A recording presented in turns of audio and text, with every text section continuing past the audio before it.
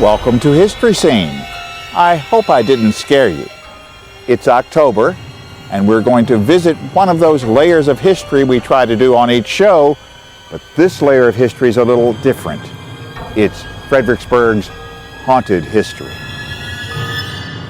Fredericksburg's past goes back well before its colonial history, before its earliest settlers. Well, there's even the history of the indigenous people that lived here.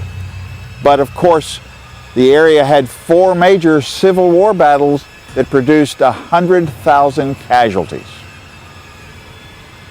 It should be no surprise then that this city is known as the most haunted per capita in the country. So there are many of these stories around, and some of them better known, such as the one about Fielding Lewis at his home, which is today called Kenmore. We know that story. But many places don't wish to publicize their stories, so we're going to honor their wishes and look at some of the other many stories in town. So join us as we go to those places, investigate the stories, and perhaps we'll see some of Fredericksburg's haunted history ourselves. Be the biggest, it's just a little show with stories of Virginia and places you may know. It's about the times and faces that made us who we are. We'll take you to those places, we'll travel near and far. We have history around every tree. We have old-time tales to hear and see. Our past will come alive again on your TV screen, while having fun with good old friends here on History Scene, where all the places and faces are traces of history. You'll see us then, you'll see us now, here on History Scene.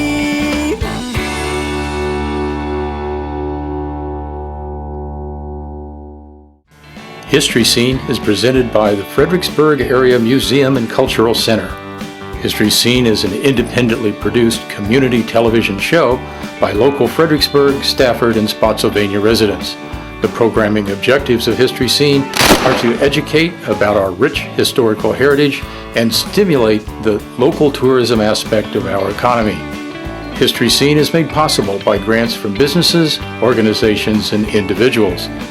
To support these objectives and be recognized as you choose, please contact Heritage Media LLC. Your support is critical to allowing History Scene to be brought to you, our viewers. History. Hello, my name is Bill Huber. I'm one of the roving reporters for History Scene, and I'm here today with Tom Van Winkle. Tom was the executive producer for the DVD, Civil War, Fredericksburg, Then and Now. More importantly, Tom is the communications director for Central Virginia Battlefields Trust. Hello, Tom. Good to see you, Bill. I'm glad you can come out today in the wilderness on a very beautiful day. And on the point of that DVD we made, I want to thank everybody who has purchased a copy of that DVD, and also especially all our vendors in the Fredericksburg and surrounding areas for being so excited and enthusiastic about selling it. You know, all the money that's coming from that DVD to the Central Virginia Battlefield Trust is really allowing us to do the things like we've done out here in this property today and preserve these endangered battlefields. Tom, can you tell us a little bit about Central Virginia's Battlefields Trust's latest acquisition? I understand it's quite important. Yeah, Bill, we do feel it's quite important. This parcel we're standing on now in the wilderness, we've dubbed Wilderness Crossroads. And we're actually just a stone's throw away from what we'll call a major retail establishment that's been proposed in Orange County. That has actually brought the wilderness into national spotlight of late. Now, while that's been going on, the Central Virginia Battlefields Trust was looking at this piece of property, and we decided that, well, if we're going to have a major retail establishment looked at over there, then this important piece of property here needed some attention. So we looked into this. This is actually 93 acres that we purchased. We looked into it and we decided we needed to do something about it. So we went through everything we had to, and as of now we have purchased this property and it is saved for generations to come. So can you tell us about what happened here at the Crossroads? Well, the Crossroads is a pretty interesting area. The Confederates in 1863 established a field hospital just off to our right by the Wilderness Tavern, Most of us know that in 1863, Stonewall Jackson, he was wounded by friendly fire. And he was brought back here by litter to the hospital where Dr. Hunter McGuire took care of him. His arm was so badly damaged that they decided that they had to amputate it. Well, his chaplain was Beverly Tucker Lacey. Beverly Tucker Lacey's brother actually lived behind us here at Elwood, or was better known there as Lacey House back then. And the chaplain had taken his arm, wrapped it in a cloth, and had walked it all the way back to his brother's house and actually buried it in the family cemetery. The stone there today, which is actually the only stone in the cemetery, is showing right where the general's arm is, and you can visit it today. Tom, that is fascinating. But what can you tell us that happened right here in the 1864 Wilderness Battle? Well, Bill, this parcel that we purchased right here was basically a staging area for the Federal Army. In fact, there's a period sketch done by Edwin Forbes that shows this area filled with wagons and troops and the battle smoke. Also, one of the most historic roads that runs through this property now, which is now saved, is the original Orange Turnpike, which is off to our left. Now, that Orange Turnpike came in here and intersected with the road behind us, which is actually the original plank road. Now, this plank road feeds always the way out to the intersection with the Orange Plank Road. Now, that was really the basis where most of the worst fighting was done, where the woods caught on fire, where Vermont soldiers lost their lives. And arguably it is where the actual Civil War may have turned, because that's where General Grant had made the decision that we're going to move on and continue fighting. Where most of the generals before him had really, at that time, said, no, we're done, and go back across the river. So, as you can see, this area here was active. It has some very historic roads, and it was well worth saving. That important scene of Grant turning south instead of back to Fredericksburg was the signal. The battle will continue. That was the changing of the Civil War. That was a total change in the way the war was going to be fought from that point on. 93 acres of property. That had to be expensive. Bill, you're absolutely right about that. We paid over $930,000 to get this parcel, but in any way you look at it, it was absolutely worth every single penny of it. Wow, that's a lot of money. Tom, how can people help CVBT pay this mortgage and be a part of saving this, how you describe it, dirt and grass? Dirt and grass. I love to hear people say that, because that's what we've been doing, saving dirt and grass. The foundation of the Central Virginia Battlefields Trust has always been its loyal members and our donors. The first thing I would say to anybody who wants to help this organization out and preserve these endangered battlefields would be, go to our website, take a look at what we do, join up, become a member. The money from the membership is core to what we do. Donations are core to what we do. And I would really invite you to come along and be part of history and join the CVBT. Thanks, Tom, for letting us know about Central Virginia Battlefields Trust's latest success and the need to continue to preserve this land. I'm aware that Central Virginia Battlefields Trust has been in existence for over 12, 13 years, and they've acquired nearly 900 acres of land for preservation. That's absolutely correct, Bill. And don't be a stranger. You'll be hearing from us soon, because our mission is certainly not done here, and especially here in the wilderness, so stay tuned. History. Now, our first stop is in downtown Fredericksburg, and we're near what is commonly called the Willis House. It's actually believed to be one of the oldest buildings, frame buildings in particular, in Fredericksburg. It was built in the mid-1740s by the Scottish immigrant named John Allen. During the Battle of Fredericksburg in 1862, the house miraculously survived the incessant Union cannon bombardment. The Union fire on the 11th of December specifically targeted the town. Many structures were damaged and even lost. After the cannon bombardment, the Federal Army made their way across the Rappahannock River on pontoon boats and eventually pontoon bridges. Some of the Civil War's most ferocious urban battles then took place in the streets of the town. Now, the story here is one of a Union soldier who sought refuge in the house during the street fighting. He was in the rear of the house behind a set of double doors hiding when a bullet ripped through the doors and killed him. It is said he was buried in the garden. Now, Stories of the soldier's ghost being seen entering the house through the side porch doors, that goes back to the 1920s. The family's cook would see the ghost come into the house and go upstairs. This happened several times. Then she went out to the garden where the soldier was buried. She stood over the grave, said something. We don't know exactly what she said, but the ghost hasn't been seen since. But now, let's go on to our next haunting story. I'm here at the Rising Sun Tavern. With the weather, I could sure use a cold beverage, but that would be spirits of a kind other than what we're talking about. Built in 1760 by Charles Washington, that's George's brother, it was a house. By 1792, it had become the Eagle Tavern. But it wasn't just a tavern, it was the city's post office, it was a stagecoach stop. But then, in 1827, it lost its liquor license. Our story here seems to be of a mischievous ghost who, among other things, loves to unplug lights in the upstairs room. The story goes that when one of the guides on duty here finally tired of these ghostly tricks, she yelled to the ghost to stop unplugging the lights. As soon as she did this, it seemed the ghost pulled a rug out from under her and she fell.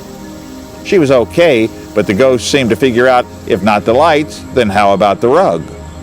The rest of that day, the lights did remain on upstairs. In addition to this, another guide felt something tugging at her colonial dress and figured it was stuck. She looked, but found nothing. Attempting to move again, she couldn't. Figuring it may have been the ghost of the tavern's previous owner, John Fraser, she yelled out, "All right, John, let go." And she was immediately free to walk.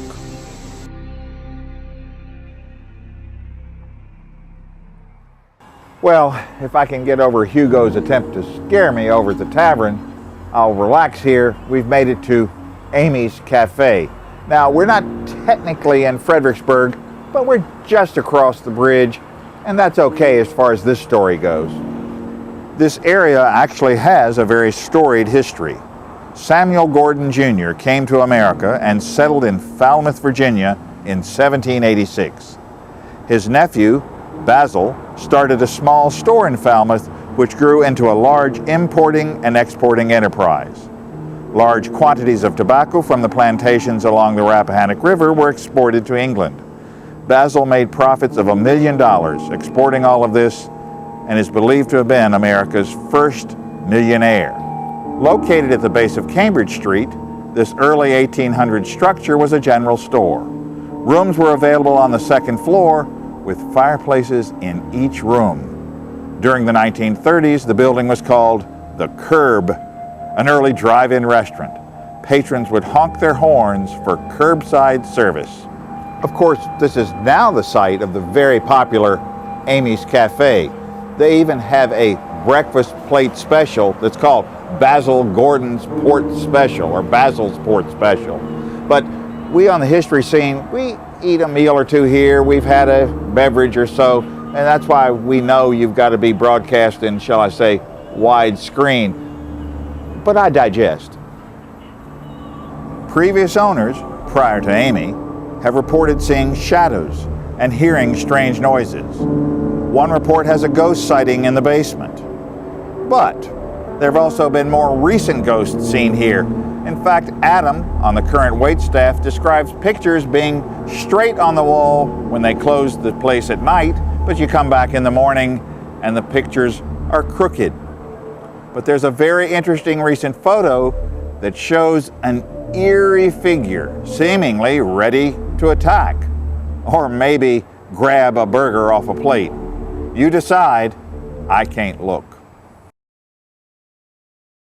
Well, that was a frightening story, and that picture gave me the shivers. I think the next time at Amy's, I'm just going to need a little additional beverage to basically calm my... Hey, Scotty, I heard that you guys were down there at Amy's Cafe. Do you know, I had a relative that used to work there. Hugo, yes, we were at Amy's, and I'm never really surprised to see you, but a great uncle that worked at Amy's. What did he do? Great uncle. He was the first valet parking guy. The coaches would come in, he would open the door, the shoppers would get out, then he would grab the keys and take them around to the back, and he was so efficient, he would even check the oil. Okay, Hugo, we've got horses and carriages. There were no keys, no oil to check. I mean, you've got your facts straight as, not straight, I should say, as usual. Well, then what do you think he did with the dipstick? I don't know, Hugo. Hello, Scott. Hope I didn't frighten you. Well, no, you didn't frighten me, but who exactly are you? Well, I'm Horatio Just-in-Time. You know, your buddy Hugo there, his great-great-uncle on his mother's side. You were just talking about me. Yeah, you know, you do kind of look familiar. The clothes business, is it a family trait? Who the heck are you talking to? Hugo, I was just talking to Horatio Back-in-Time, your uncle. I mean, we were just talking about him. You're just kidding, aren't you? There's nobody here but you and me. There's no such thing as ghosts, is there? Ah, Hugo, you know, the family's been watching you and we just can't understand how you get all your family facts so mixed up. You completely make us look like dummies up there. Who are you looking at? Hugo, as I said earlier, your uncle, he's My here. Uncle Horatio? Horatio is here, and he's talking about you. Oh, I certainly hope he knows how I try to make the family feel so proud with my unique outlook on family history. Proud? Proud? Why, I'm embarrassed to show my ectoplasm up there because of you. You know, we can't wait until you get up there so that we can just fill our family position as the village idiot.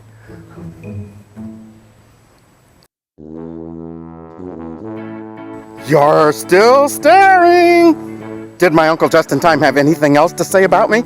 Well, yes, he did, Hugo. He is gone now, but there will be a place for you in the Spirit Village when the time comes.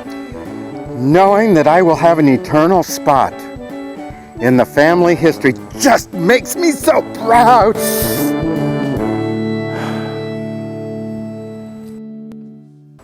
I'm standing in front of the building known as the Chimneys. It's named for the two large brick chimneys on either side of it. It was built around 1772 by Charles Yates. By the time of the American Revolution, it was owned by John Glassell, who ran a successful tobacco import-export business out of here. Now, there are many stories that come from this place, and in fact, many people believe there is more than one entity responsible for them. For example, people hear the sound of china crashing to the floor, but there's no broken china. Or they hear footsteps upstairs, and they go and there's no one there. Or they constantly hear doors slamming. Now, one story involves an unexplained visitor. The mother that lived here went upstairs one evening to check on her son who was asleep in his bedroom. She went in the room and there was another boy in bed with her son that she thought, well, the husband had let a friend come over as a sleepover. So she covered both boys up and went to bed. The next morning at breakfast, she asked her husband, who had the other boy been? The husband didn't know what she was talking about. Just then her son came in the room and he said no, he'd been alone. There was no evidence that more than one boy had been asleep in that bed. They just could not explain it. Now, there is one last story that's very interesting. A young lady was sitting inside playing the piano. She heard the front door open and close. She heard footsteps come across the floor toward her. She felt someone sit on the piano bench next to her, and then she felt someone put their hand on her shoulder. She immediately left the room. We've moved across town to Fauquier Street, and I'm standing in front of Pinkadilly T. At various times this has been a home, a restaurant, and it's even thought to have been a blacksmith shop serving the Kenmore estate. We don't know exactly when it was built. Most people think in the 1830s, but tax records only begin to show it in the 1850s. In any case, because it had been a blacksmith shop, it's also known by a more popular name, Smith's Cottage. By the 1970s, the place was a restaurant, and we began to hear some of the stories that go with this place. The owner was working upstairs in her office, and she kept hearing conversations downstairs. But when she'd go down to investigate, no one was there. There were also sightings of a man with long hair, dressed in a long black coat with a Western-style tie. And this man was seen not only by waiters, but by customers, but when approached, he would simply fade away. Now, if those stories weren't frightening enough, let's go on to other stories in the Civil War era when the Battle of Fredericksburg was occurring during December of 1862. It is said that the woman who lived here did a lot of entertaining for the Union troops.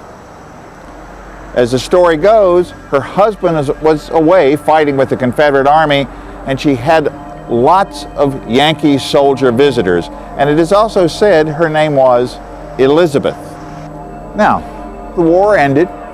The husband returned to his home and wife, but then began to hear the rumors of what his wife had supposedly done during the war. He confronted her, and she became so overwrought with shame, she went to the top of the staircase and hung herself. Now, when the cottage was a restaurant, one patron reports seeing a young woman in Civil War period dress run right by his table and run outside into the garden. She didn't look at him, she just ran right by. And a waiter reports that periodically he sees a young woman upstairs. Possibly that could be Elizabeth. Now, whatever you think, there have been some strange occurrences here. There are reports of silverware being moved around on a table, but there's no one there. Or a candle blowing out. There's not a breeze to be found. Now, regardless of what you may believe, you might certainly say that there have been a lot of strange occurrences in this building. The current owners say, though, that they've not experienced any of these yet. It seems ghost stories in Fredericksburg even got some press years ago. In a newspaper, the Virginia Herald, on September 26, 1870, a headline read, "Appearance of a Ghost." To summarize the story, apparently between the hours of 11 and 12 o'clock the previous Sunday, during a light rain, a Mr. Mills and two women saw a man dragging himself down a fence line in the area of Kenmore. When Mr. Mills walked out to speak to the man and ask where he was going, the man stood up. He was dressed in a clean, new-looking Union soldier's uniform with a long overcoat. The man looked at Mr. Mills and said, "I'm going down." Then the man simply vanished. As I said at the opening of the show, we've got all sorts of layers of history here, the colonial, the pre-colonial, and of course the Civil War layer. But could there be other events here, another whole layer of, say, haunted history? And of course, there were those 4 Civil War battles fought on overlapping battlefields, and that produced 100,000 casualties. Many people think that violent deaths such as resulted there, that left the spirits unresolved. They're searching for loved ones. They're still trying to seek peace. A second theory has it that many soldiers were buried where they fell, on unconsecrated ground, not in a cemetery. Thus, they're not at rest. You may take any of these ghost tours here in Fredericksburg. They will take you to many of the places we've just talked about.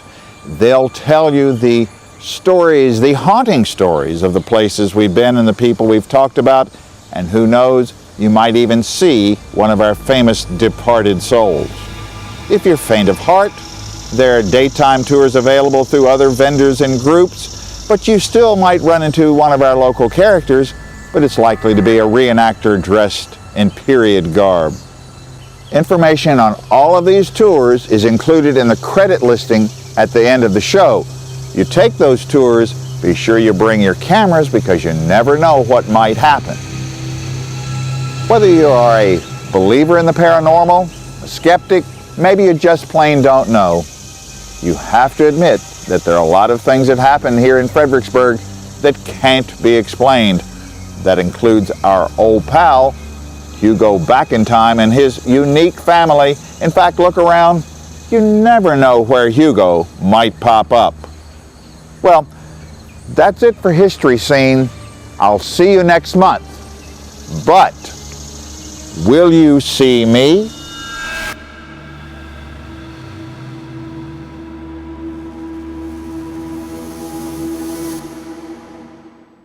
Everyone, I want to welcome you to the calendar segment of History Scene for this month. And of course, we've been talking about Fredericksburg's haunted history. So I'm joined, as you can see, by the History Scene Ghost. You doing okay today, Ghost? Good enough. Always, you can go to our website, which is listed below, and there's a complete calendar description of everything happening from 1 to 30 in this case. Now, First Fridays in downtown Fredericksburg are always good. Places are open, particularly art galleries, artist studios, but in particular for that first Friday night, the St. George's Church has a special concert, and look into that by checking on the website listed below. A very interesting event later in the month is going to be held at Belmont Secretariat, Saturdays for Secretariat. That's going to be held at Belmont, and the author of the book, the owner of the farm, I'll get there. They're going to have book signings and talk about the Virginia origins of that great racehorse, Secretariat. The museum, our friend and partner, the Fredericksburg Area Museum, is beginning a series of lectures relating to the sesquicentennial of the American Civil War. That features key authors this month. You can take a look at that. Now, the second week of November is the downtown open house for the holidays in Fredericksburg. All the shops are open and decorated as Christmas shops, and that's when you can start your holiday shopping. Yes, Ghost. Do you like Christmas, Ghost? I thought so. Folks, before we go to the last item I'm going to talk about, let me show you how smart the History Scene Ghost is, okay? Okay, watch this. Ghost, what's 1 plus 1? That's right.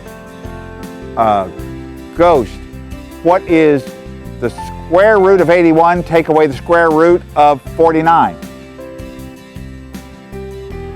He's thinking. What a ghost. Good boy.